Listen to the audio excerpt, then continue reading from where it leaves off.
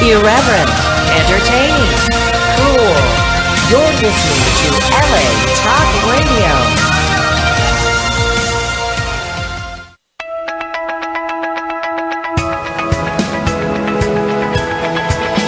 You're listening to Peace Fund Radio with Ethan Dettenmaier and Adrian Paul, right here on LA Talk Radio. Hello and good morning. Good morning. I just feel so rough and ready this morning. I don't know why. I just thought I'd say that. Kind of, you know. Because it's that kind of day. Oh, maybe it's because I just came back to beautiful Los Angeles from sunny Wisconsin. How is Wisconsin? Cold. Yeah? Snow? Yeah, indeed it was. There was snow. But although we were very lucky. You know, Where in Wisconsin? Madison? Yes, exactly where I was. Is Madison the capital? Yes, indeed it is. Okay, that concludes our geography lesson of the day. Yeah, I know. How did the convention go? Oh, good morning, John. See, he was Hello. just there. He was there. I knew The he was Phantom. there. Yeah, The Phantom contributor. He is definitely a Phantom contributor. I don't think most people realize that we can't see John. I think if you tune into this show, sometimes you forget that he's actually in another state. Yeah, it's a bummer, too. I think we'd have a lot more fun in person, but alas, it is what it is. I'm not very fun. Adrian's fun. I'm the unfun guy. Adrian's the fun guy. I think you guys are fun. I laugh a lot. We are funny. Laughing at us doesn't mean we're fun. We are funny. Madison was good, though. I mean, they cleared all the roads up. Everybody was like, "Oh my gosh, you went through Madison? Was it snowed under?" I'm like, "No, it wasn't. I mean there was a lot of snow." It's part but, of civilization. I've never been to Wisconsin. My sister. I actually, hadn't either, actually. So this was my first time. My sister's there all the time. She's a diehard Green Bay Packer fan, so she goes not to Madison, but she goes there for the games. Wisconsin, right? Yeah. Well, you know what was really funny is because a lot of people from Wisconsin, I guess they're Wisconsinites. Really? I believe that's what you call Wisconsin? it. Wisconsinians? Wisconsinites? Yeah. Anyway, It's obviously a Native American word. But, yeah, well, the interesting, some of the towns are actually Native American, but their accent is kind of interesting because they have that Canadian A. You know, that house. Well, it's practically Canada. It's almost, so I was like, really? Oh, They'd probably rather be Canada someday. That's nice. Well, not at the moment. My first summer job was I was a tour guide at a cave. And we had this family from Australia. They were Japanese, but they had lived in Australia for 20 years. And this small Japanese man had this booming Australian accent. It was incredible. Never forget it. That reminds me of when I tried to apply to be a tour director at Universal Studios. More on that later. Tram director. Tram director. I'm glad you were in a cave, John. Which closet? It was actually cave, interesting because you had to warn people if you saw a bat, don't spook it, because the first thing a bat does when it flies away is use the restroom. So it's as light as it can possibly be as it flies away. So we had to warn people of the guano problem. Yeah. Trust me, I was in a cave about 2 years ago when I did. Metaphorically? No, literally, and there was all the guano. It was literally probably about 6 to 8 inches of There's got to be a guano use on the for it. floor. I mean, can it be used as fertilizer? I mean, there's got to be It sort must of be something. I don't some know. application for it. I mean, you would think. I heard bats are dying by the tens of thousands, actually, but we should maybe do another show on that. I think it's related to Monsanto. Let's talk. Another way from that, because Monsanto is definitely. Well, we should dedicate a show to it. That's a whole thing here. Anyway, I think Monsanto's at the core of many problems Peace Fund faces, actually, to be honest with you, because I think a lot of it comes down to diet. But we'll save that for another show. Well, we are in Black History Month at the moment, so we are celebrating. Have you seen Selma? No, I haven't. I actually want to see Selma. I've been trying to look up. I've been trying to do some of my research. Having a kid doesn't exactly allow you to spend, a lot of time at the movie theater. So I tend to do it in batches. Right. I've not seen it either. David Oyelowo is just such an incredible actor. Yes. Love him to death. So yes. I can't wait to see it, but no, I also haven't. Have you seen it, Ethan? No, I haven't. My family went to see it. I have a hard time with a lot of that stuff, to be honest with you. Why? I just, I don't go to movies to be reminded of, conflict and how hard the real world is. Have you seen The Imitation Game? I have. Great movie. It was well done, yeah. Loved it. I thought Cumberbatch's performance was very he's very good. different and very enlightening for him, I think. Yeah, he's about to explode. He just signed up to do Doctor Strange for Marvel Studios, so that'll be a big deal for him. I could see him being Doctor Strange. Yeah, he'd be good for it. He's very strange. No, he is strange. But I think he did a really good performance. I saw also Birdman. He's a very reliable actor. Yes, you know what I mean? Indeed. Well, Black History Month. Do you know Birdman? where it started? I didn't want to review Birdman. Well, Birdman. Okay, all right. Let's talk about Birdman very, very briefly. Birdman for me was visually very interesting. As a director, I think it was over the top. Was really? Yeah, I think it was a great idea to do one shot, but I just found it annoying after a while. Yeah. At the very end, toward the end, I'm like, okay, already. I just want to. My brain and my eyes want to just settle for a second. And I thought it was some of the stuff, or the one-shot stuff, and the way it was done was brilliant. Yeah. But too much. I haven't seen it. I think it was done it was over the top. That was kind of my feeling. It's on my to-see list. I haven't seen it. I will see Selma at one point. I told my daughter after she saw Selma that the movie she should see is Mississippi Burning, because at least in that movie, there's a little bit of vengeance. Sure. Well, a little bit of payback. There's anyway, let's talk a little bit about. Do you know where Black History Month started? Does anybody know where Black History Month started? You see, I do. I shamefully do not. You know, Carter Goodwin Woodson, the founder of Black History Month. Initially, he called it Black History Week in 1926. It was then extended to the entire month of February in 1976. Basically, it was to honor and pay tributes to the African Americans who helped shape America's history, culture, tradition, and society. So it was, basically somebody stood up and said, no, we need to celebrate this. Did you know that a lot of African Americans were very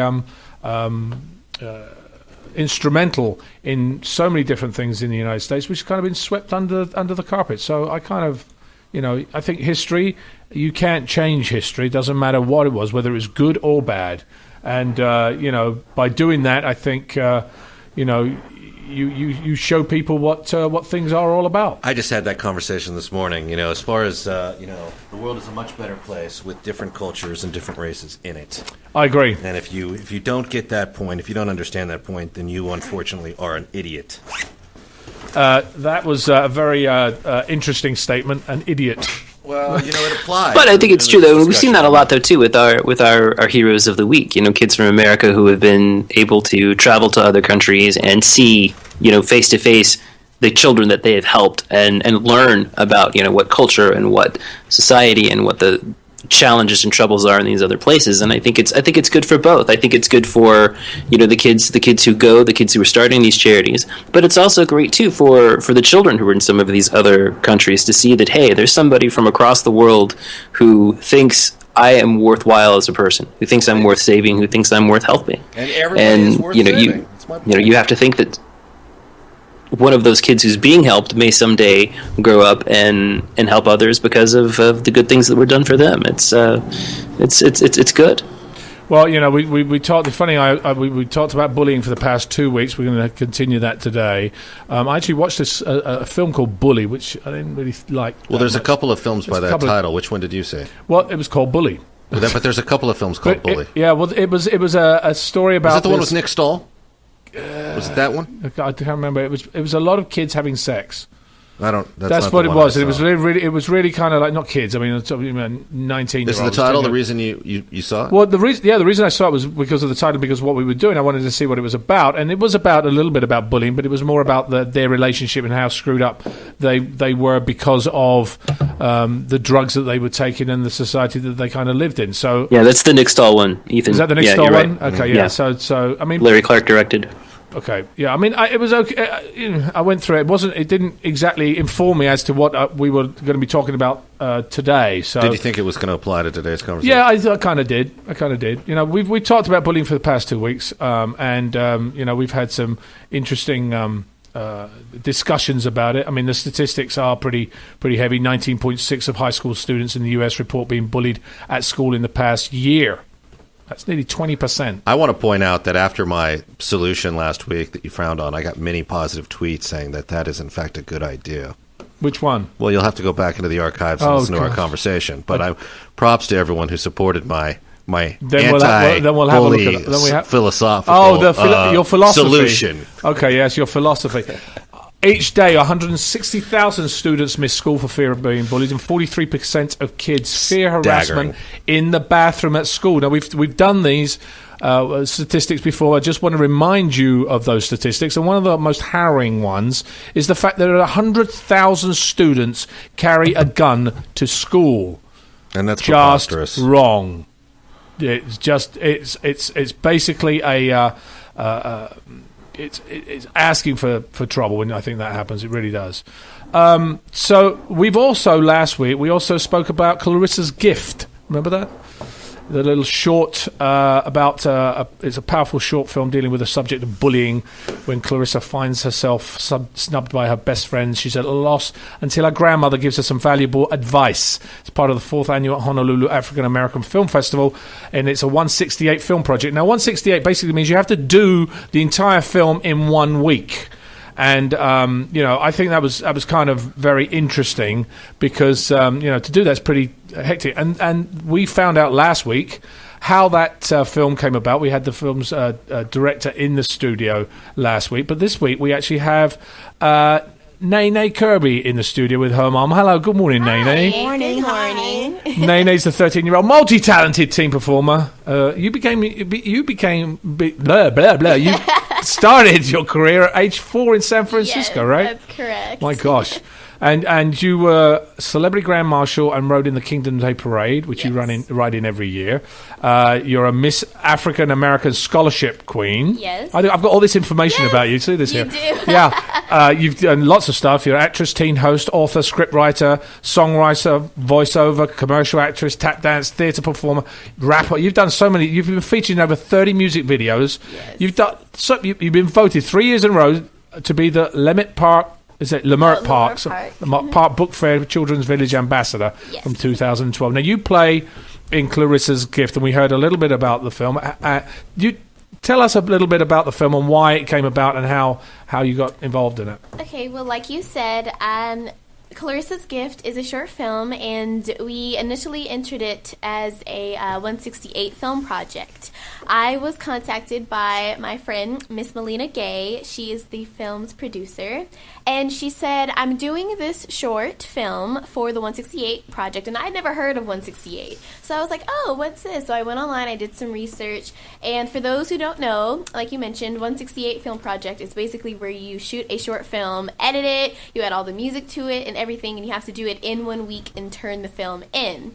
So we had a meeting, we went to the initial 168 meeting, and you also pick a scripture, because the 168 is a spiritually based, short film.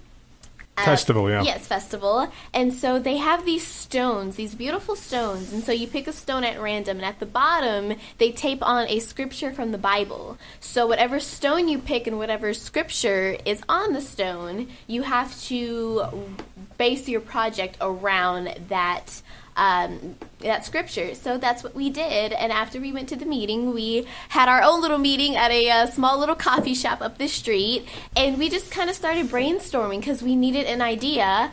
And I thought about bullying. So I brought up the idea about how, bullying is such an important topic to talk about, especially nowadays. Like you mentioned, all the statistics, almost, every child has been bullied at least once in their life. So I thought that, it's always the right time to shed light on bullying. It was interesting because she actually said to me last week, she said, yep, Nay Nay immediately said bullying. Yes. That was it, bullying. Yes. So why bullying? I mean, obviously there's something personal about it for you, bullying, because either you've seen people, you've either been bullied yourself. Yes. Why was it that you immediately said bullying?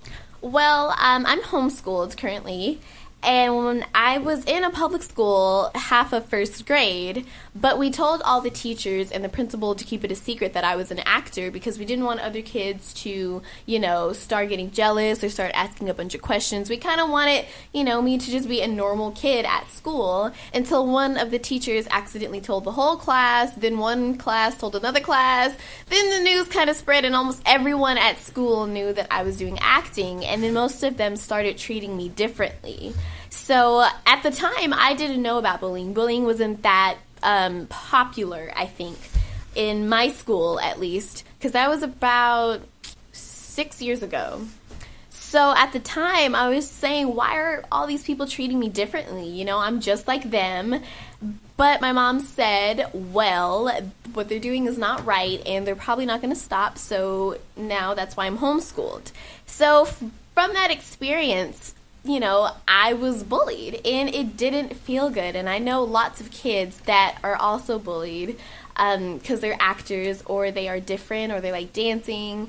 And I just don't think it's right. And everyone say, oh, we've had all these conversations about bullying. Okay, we know.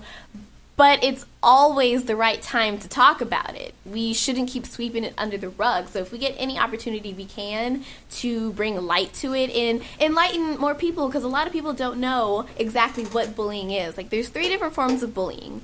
There's physical, where someone is, hitting you or pushing you or taking your lunch money.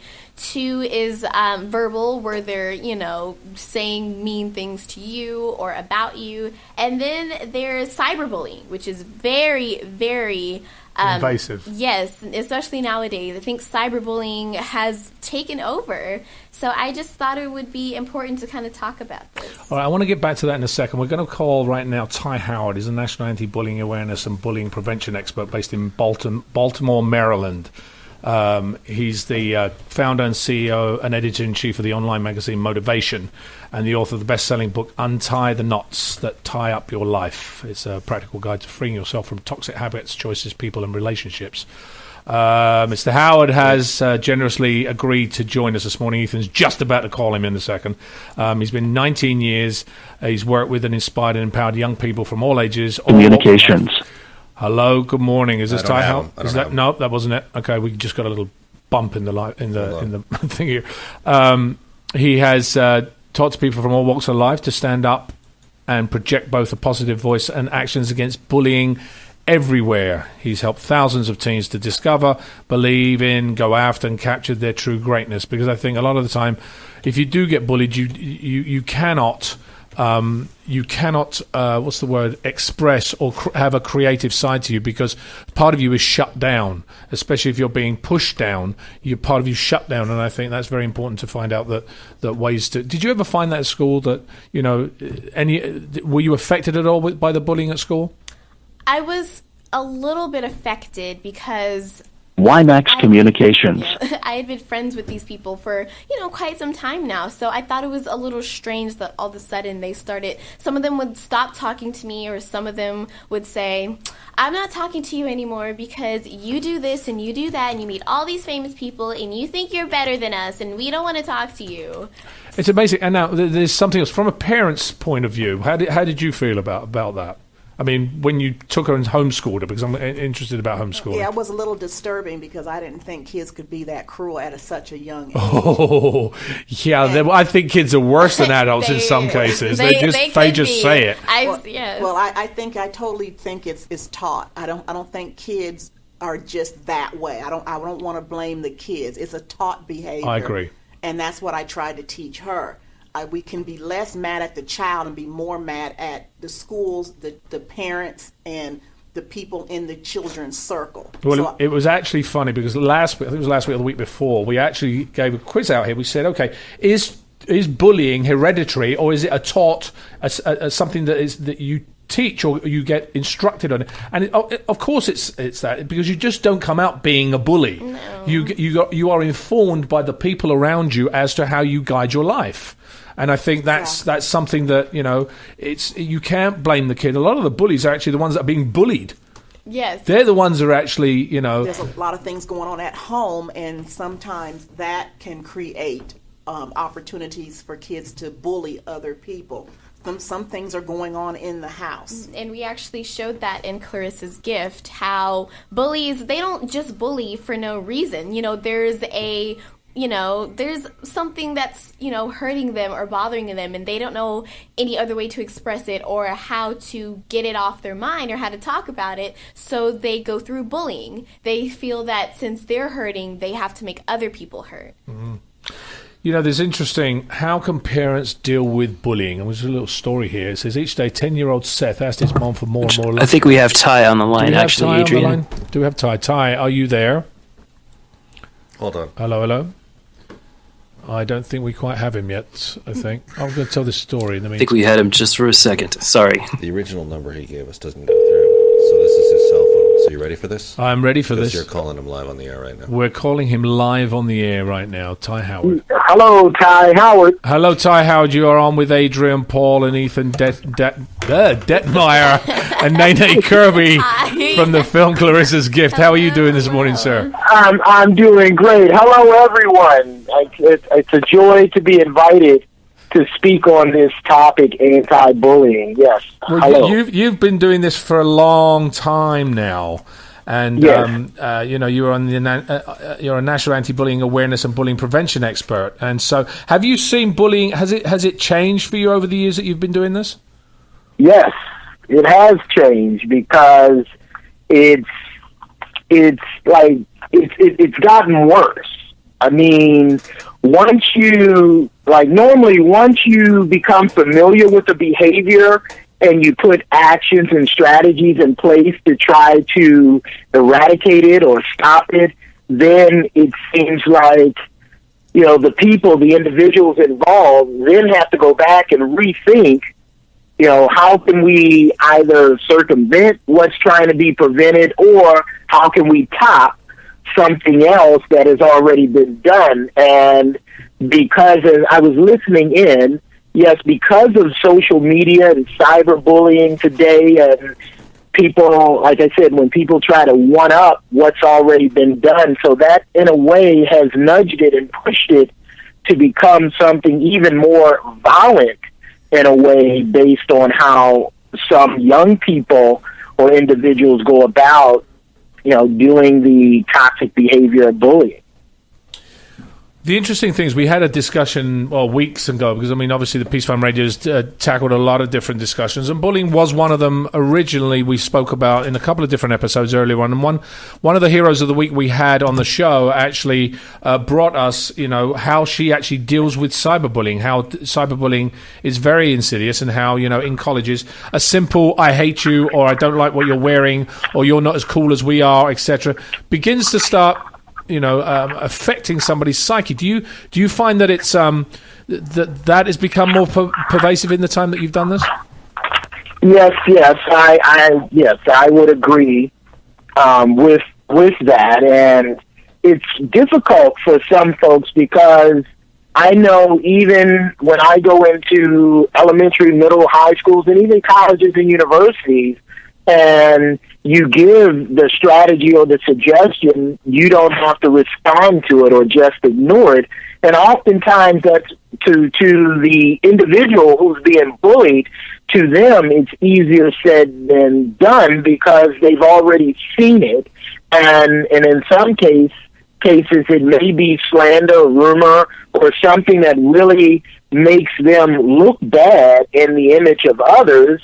And then sometimes it can be an actual truth that just got out, but either way, it's hard for a lot of individuals just to say, okay, I'm going to, in a sense, change the channel or close or hit the X and close the browser and just go on with my life. It can be difficult. So how do you deal with it? Obviously it's something that is, as we get more technology in the world, as we move forward in the new advances that we have, it causes great things to us, but it also causes problems. And one of the problems, obviously, is this issue, which is bullying and cyberbullying. How do we deal with something of that nature? How do you do it? Well, you still have to put out, like I say, the strategies. You do have to let them know that they control, they can control their emotions and how they feel about different things that happen to them in their lives. And yes, sometimes it can be very traumatizing, but it takes a lot of soul searching. It takes a lot of building and developing yourself for that mental toughness, so to speak. And so, depending on age and depending on circumstances, some may be able to push through it and rise above it, but then some may really struggle with it because a lot of schools today have moved to bring your own device to school. So kids can bring their smartphones, they can bring their iPads, their tablets and all, and when I'm sure, Adrian, when you and I were going to school, we didn't have these devices in class. So you're you dating can imagine. us now. You're dating us now, Ty. You're dating us. When we went to school, I only went to school a couple of years ago. What are you talking about? No, sorry, got But yes, I mean, you can have an incident dealing with cyberbullying. You know, school can just start at 7:30, 8 o'clock, and by 9 o'clock, you can have a cyberbullying incident, you know, run rampant through the whole school just because someone sat behind another student, took a picture, and then, you know, then put it on Instagram or one of these other platforms. And, yeah, before lunchtime, you can have chaos in the school, or you can have a young person sitting in the nurse's office, you know, really distraught that something mean or mean-spirited has been, you know, shared so rapidly within a matter of minutes or an hour. I think the cyberbullying topic is really, I could do an entire show on that because I think it's so large, and I think I might even try and do that. I want to get back, let's just get back to the personal side of things. I've got a few things in front of me here, which I'd like you and Nay Nay and possibly our mom. What's your name? Monique. We missed that part, Monique. Sorry, this is Monique. Hello, Omar. How are you this morning? So what I'd like to talk about, there's a couple of things I have here, which is how do you stop it or how do you avoid it? And one of the things says, avoid the bully, and I'd like you to comment on that. Avoid the bully and use the buddy system, which is basically means use a different bathroom if the bully's nearby. Don't go to your locker when nobody's around. Make sure you have someone with you so you're not alone. Is this a way to actually counteract this type of bullying when you're in the hallway or on a bus or at recess or wherever the bully is? It is a strategy if you have an actual person who says that strategy does work if you have a buddy, but there are young people in schools that don't have too many friends, or their friend may be, I don't know, in a lower grade or higher grade, so they're not moving around, in a sense, the school together. I mentor a young man out of Massachusetts who's 12 years old. He's like 4'11", and he weighs almost 180 pounds.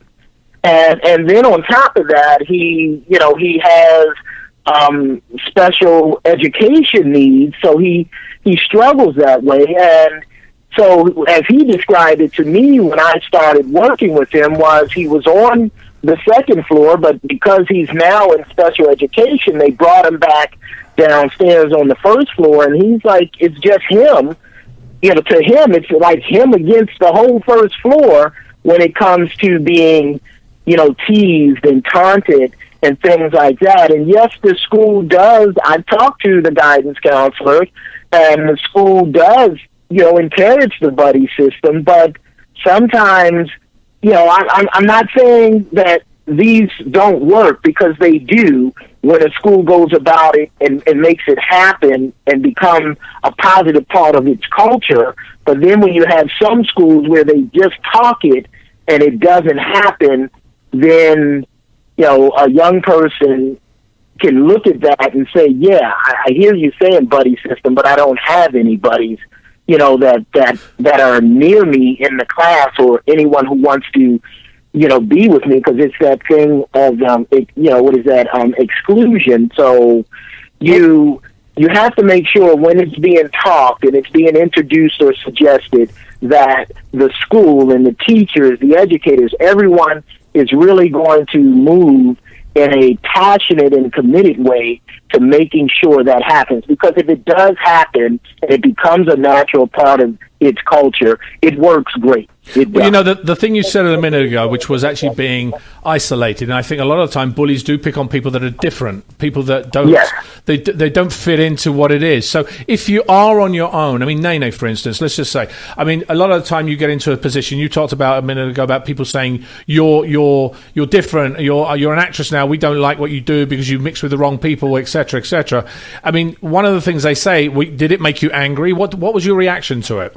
Well, at the time when I was getting bullied, I was pretty young. Like I said, this was first grade. So at the time, that's young. It was, You know, the majority of people that get bullied is sixth grade. That's the massive That's the number, the statistic. Sixth Yes. grade is the worst And grade to be I'm in. currently in 7th, so think 6 years ago when this first happened, I was really young. And like I said, at the time, bullying wasn't such a big issue as it is now. So most of the kids in first grade didn't even know what bullies were or that bully was even a word. So at the time when it was happening to me, I didn't understand that this is a form of bullying. So at the time when kids were kind of distancing themselves from me, they would say, well, you think you're all bad because you hang out with celebrities and you do this and you do that.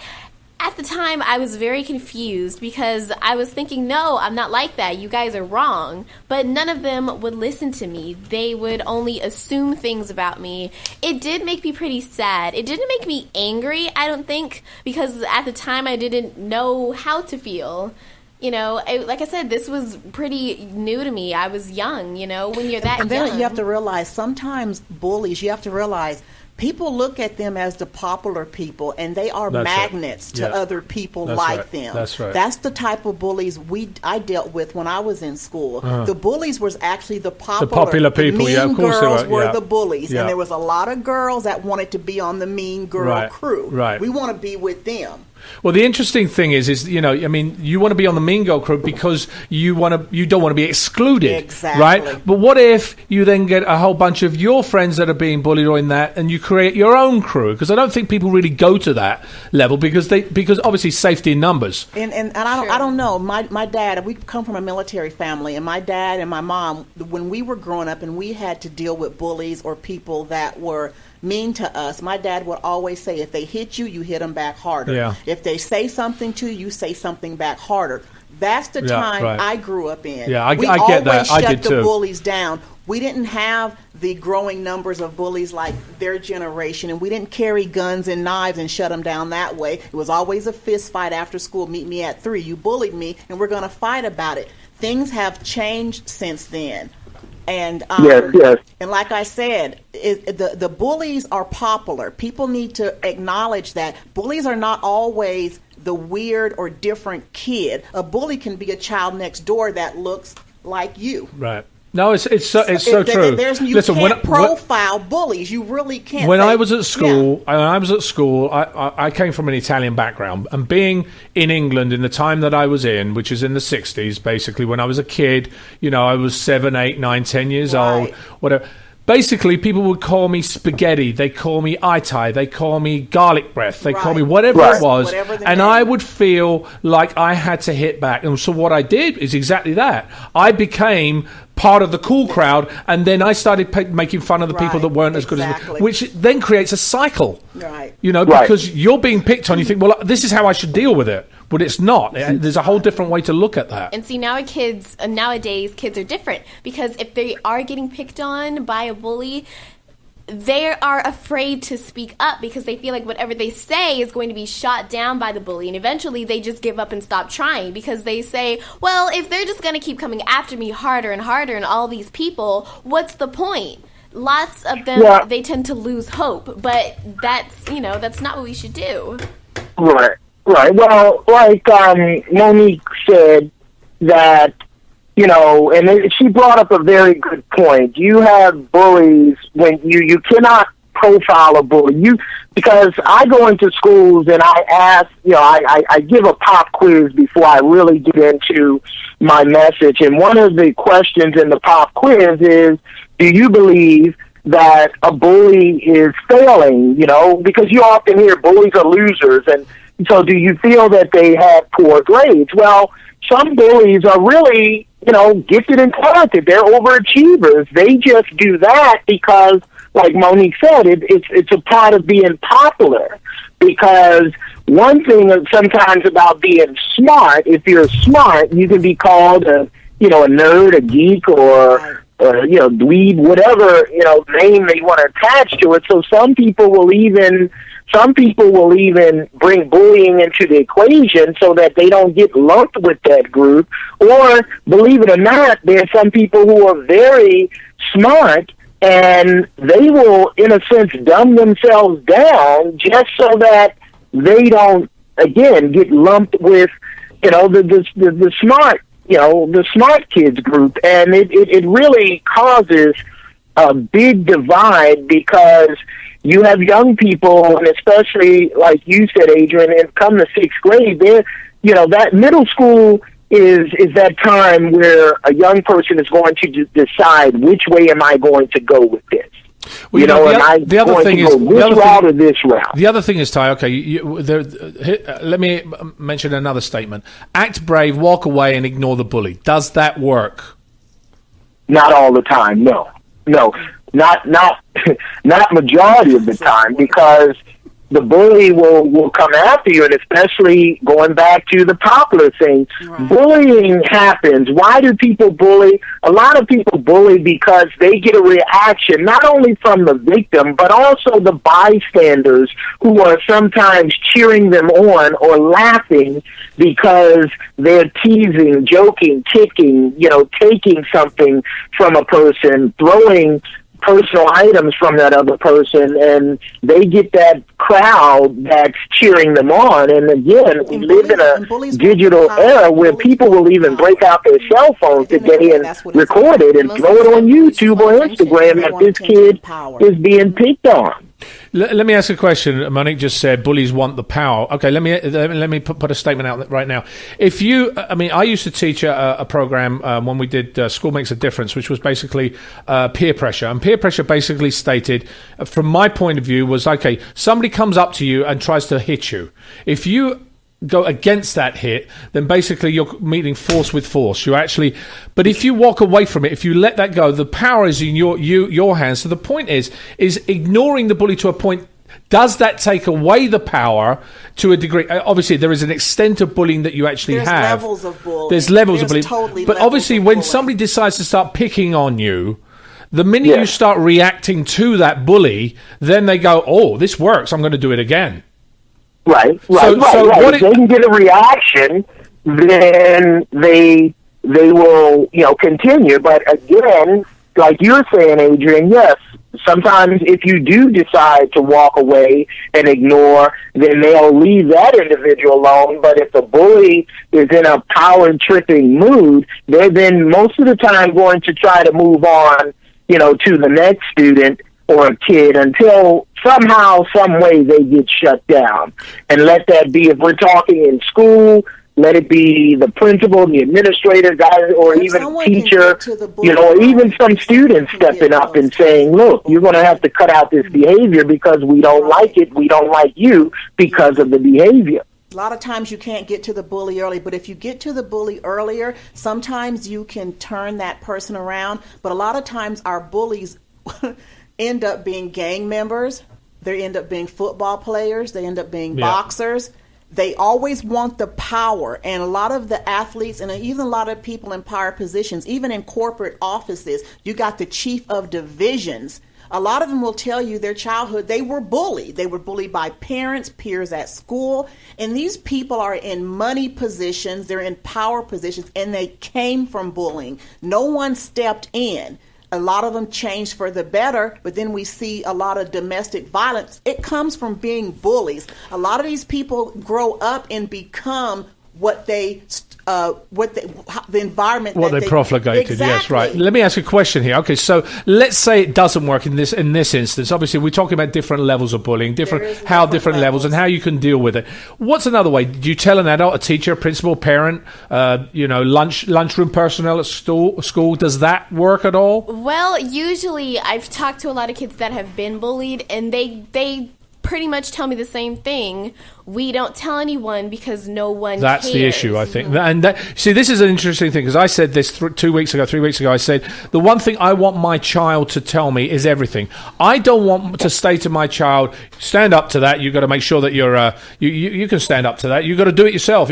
No, because what happens then is they're afraid to talk to you about when something they don't believe is good in your eyes that they're doing. So they really want to say, oh, well, I can take care of it, I won't say anything because he wants me to stand up for it myself. I want my child or my children, if something happens at school, it doesn't matter what it is, it can vary from bullying to so many different things. I want them to talk to me about it. But then a child sometimes is labeled as being a snitch, and it elevates. Not to your parents. Well, I think to a parent it's different. Go ahead. Well, to a parent or an adult, I think, it is kind of a little different than if you tell another kid about it. But like I said, most of the kids that are bullied, and they say that they don't say anything because they've tried to talk to an adult or a school personnel or a teacher or a principal, and they just brush it off. They act like it's no big deal. Nothing gets done about it. That's the issue. That's the issue. So what do you do at that point? Ty, what do you think? What do you do at that point when it gets brushed off? Well, my charge to young people is to go to a caring adult.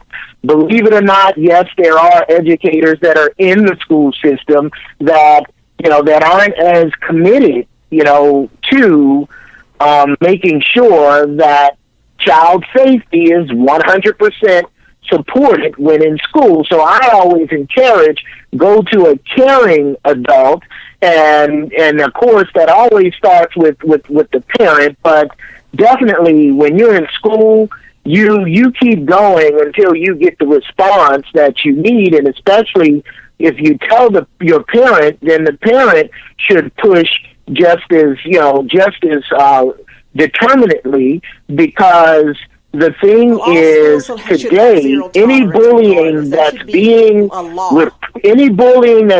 told and shared in school has to be documented, and that documentation from that school goes to the school board or the school district. At this point, that has become, in many states, state law as far as requirement, and even in some other states, it's become, the federal law where it has to be reported, because too often in the past, when bullying was being reported, it was taken as, oh no, that person was just teasing, he didn't mean that, or it was perceived as that's what boys do, and that's what growing up is all about. And today it has to be reported.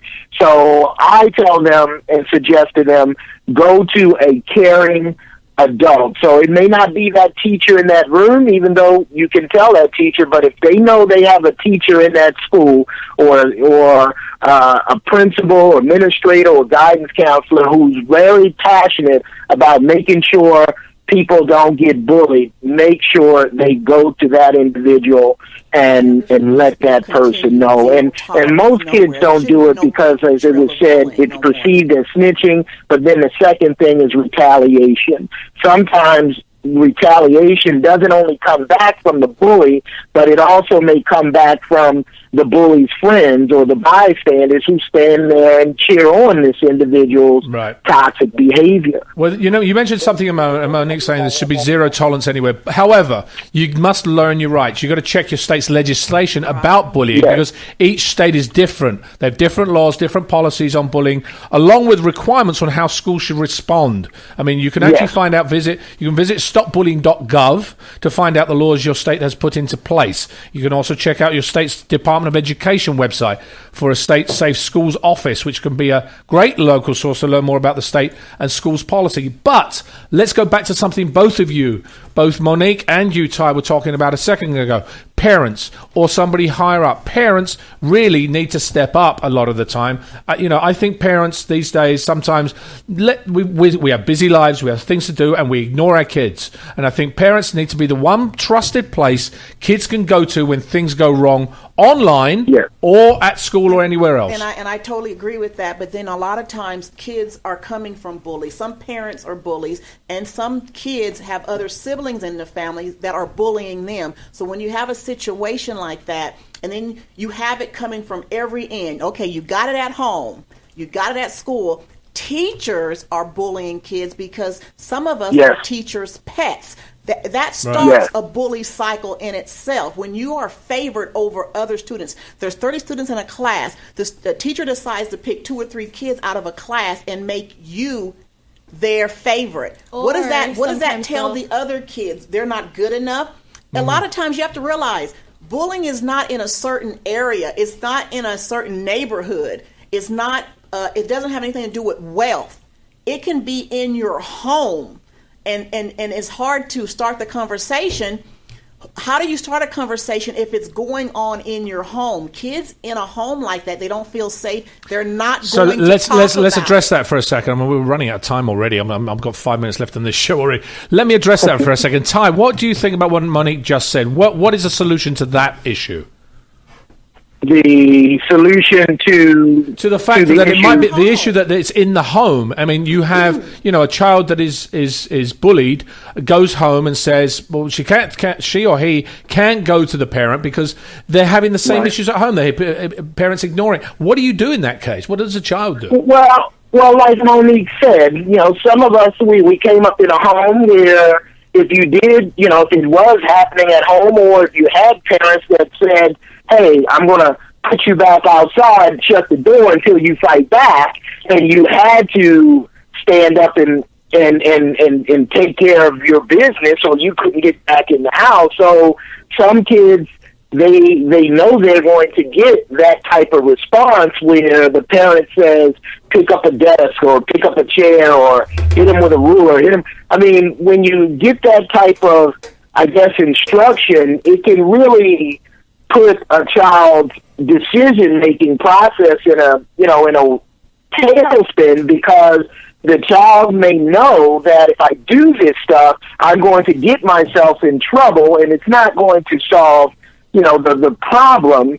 And sometimes kids can come from a family. I know in my neighborhood and most places I go, we all had that one family, and you know them by their last name. You don't mess with the Browns because it's 13 of them, Right. and if you pick on one, all of them are going to come after you. And they're known, for bullying or beating up people, jumping people, as the young people say, banking people, or what have you. But when you come up against that situation, I suggest for the young person, like I said again, find a caring adult, someone who has a fairly, I guess, reasonable way of thinking. I mean, they can give you both sides of the coin, so to speak, and help them with the decision-making process. Because I spoke to a group of parents down in Texas at a Catholic school about anti-bullying, and it was a gentleman inside there, and he was, this guy, it angered him to express to me how... Well, I think you just disappeared on us, Ty, somewhere. And he told the daughter, someone touches you, you just punch him in the face. And and he said it was more graphic than that. But my heart went out for him and his daughter personally. Ty, I want to stop you right there. I think.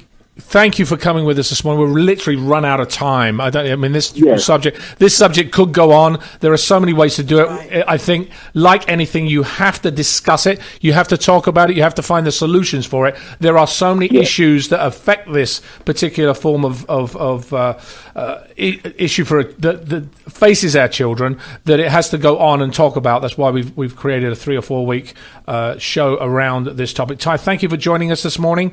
I'm sure we'll talk to you again. Adrian, thank you for having me, and Nay Nay, Monique, and Ethan. I enjoyed you all. You all have a wonderful day. Thank you. You too. Thank you. So, as I said, there are very few organizations, or there are quite a few organizations out there that are making a difference. I want to just give them a quick shout out. StopBullyingNowFoundation.org. It's a primary mission. Their primary mission is to raise money for school districts around the country to address and eliminate the ongoing dangerous student bullying problem, which is causing death, much mental and physical harm, as well as focusing students to drop out of school.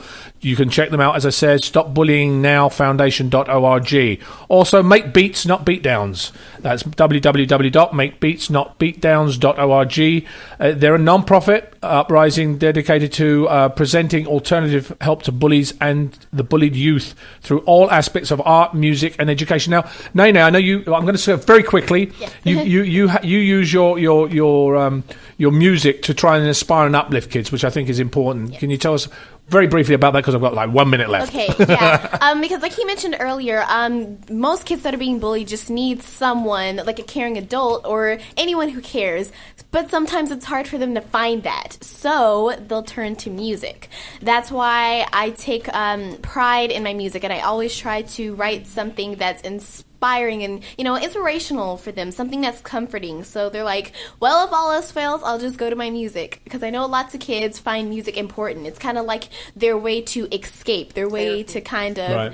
It's like their second universe. They can, just get away and escape. Music all was their the very problems. first language before we were able to talk. That the is so beat true. is something that we were able to communicate. It's so true.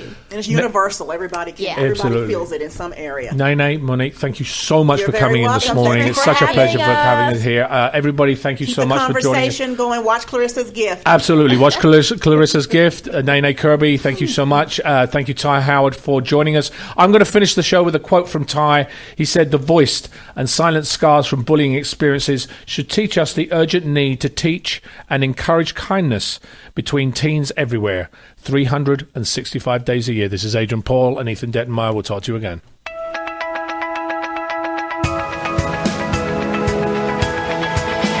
You're listening to Peace Fund Radio with Ethan Dettenmaier and Adrian Paul, right here on LA Talk Radio.